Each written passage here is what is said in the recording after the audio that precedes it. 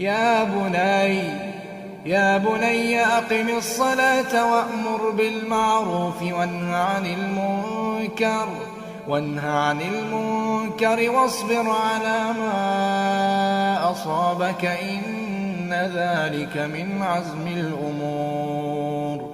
ولا تصعر خدك للناس ولا تمش في الأرض مرحا إن الله لا يحب كل مختال فخور. واقصد في مشيك واغضض من صوتك إن أنكر الأصوات لصوت الحمير.